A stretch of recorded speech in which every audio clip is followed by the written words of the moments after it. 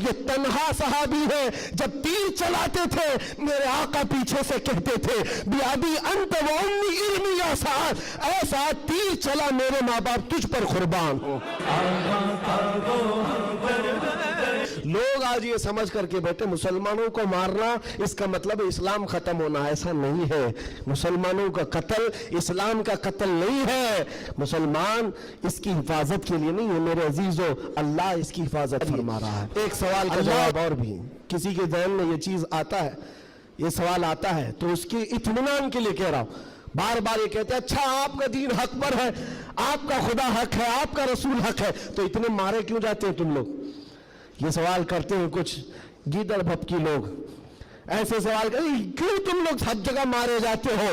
ان کو ایک ہی بات کہنا، میرے عزیز تجھے پتہ نہیں ہے ہم پروانے ہیں، مرنے کے لیے ہی پیدا ہوتے ہیں۔ پروانہ کس کام کے لیے ہوتا ہے؟ شمع کے ارد گرد گھومتا ہے اور اپنی جان دے دیتا ہے، اور اگر جان نہیں دیتا تو اسے پروانہ بھی نہیں کہا جاتا۔ پورے مسلمان مصطفیٰ کریم کے پروانے ہیں۔ تو شمع رسالت ہے، عالم تیرا پروانہ، تو شمع رسالت ہے یا رسول اللہ، عالم تیرا پروانہ۔ اسی لیے ہم نے یہ کہا ہے حضور پاک شمع ہیں اور ان کے پروانے ہیں، اگر یہ مرتے ہیں کٹتے ہیں تو اس تعجب کی بات نہیں ہے، پروانے کا کام ہی ہے اپنی جان دینا۔ ایسا بھی نہیں ہوا۔ دو صحابہ کی بات کہتا ہوں، عبداللہ بن جہش اور سعد ابن ابی وقاص۔ دو صحابہ ہیں، عبداللہ بن جہش اور سعد ابن ابی وقاص، بڑے گہرے یار تھے، ایک دوسرے کے ساتھ بڑی ان کی جمتی تھی۔ احد کے میدان میں جب حضور جا رہے تھے، جنگ کے میدان میں، یہ دونوں صحابہ بیٹھ کر کے دعا کر رہے ہیں۔ بس میں اس پر ختم کر دوں گا میرے عزیز، دونوں ساتھی ہیں دعا کر رہے ہیں، مصلی بچھائے۔ سعد ابن ابی وقاص کہتے ہیں عبداللہ بیٹھ میں دعا کرتا ہوں تو آمین کہنا۔ عبداللہ بن جہش کہتے ہیں ٹھیک ہے تیری دعا کے بعد میں دعا کروں گا تم آمین کہنا۔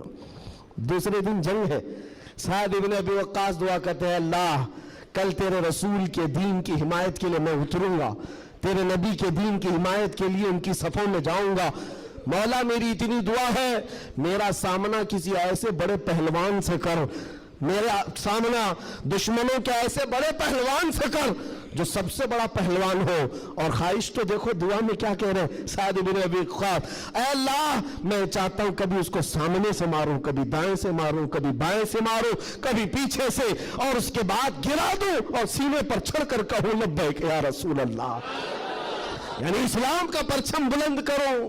یہ ان کی دعا تھی۔ عبداللہ بن جہش آمین کہہ رہے تھے۔ اس کے بعد عبداللہ بن جہش کہتے ہیں اب میں دعا کرتا ہوں تو آمین کہہ۔ اللہ اکبر، ان کی دعا کیسی ہے، اللہ اللہ، حدیث میں پڑھتا ہوں میری آنکھیں بھیگ جاتی ہیں۔ عبداللہ بن جہش کہتے ہیں اے اللہ کل تیرا رسول میدان میں اتر رہا ہے، اور احد کے میدان میں جب میں تیرے دین کی حمایت کے لیے اتروں تو دشمنوں کی طرف میں بڑھ کر چلا جاؤں تیری محبت میں، تیرے نبی کی محبت میں۔ کبھی کوئی دشمن مجھے سامنے سے مارے، کبھی دائیں سے مارے، کبھی بائیں سے مارے، کبھی پیچھے سے مارے، اور تیرے محبت میں مولا، تیرے رسول کی محبت میں ہر جگہ سے زخم کھاؤں اور پھر میں شہید ہو جاؤں، اسلام زندہ باد ہو جاؤ۔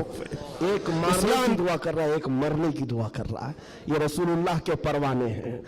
دوسرے دن میدان جنگ میں سعد بن ابی وقاص جیسی آئے، آپ کے مقابل میں مشرکین کا وہ پہلوان آیا جس کے بارے میں کہا جاتا تھا وہ 1000 لوگوں کی تنہا طاقت رکھتا تھا، وہ مقابل میں آیا۔ سعد بن ابی وقاص کہتے ہیں میں تو کامیاب ہو گیا، مولا نے میری دعا سن لی اور بڑا پہلوان میرے سامنے بھیجا، اور پھر تیر جب چلاتے تھے اور تلوار چلاتے تھے ان کی دعا کے مطابق ہی اس بڑے پہلوان کو کبھی دائیں سے مارا، کبھی بائیں سے مارا، کبھی سامنے سے مارا۔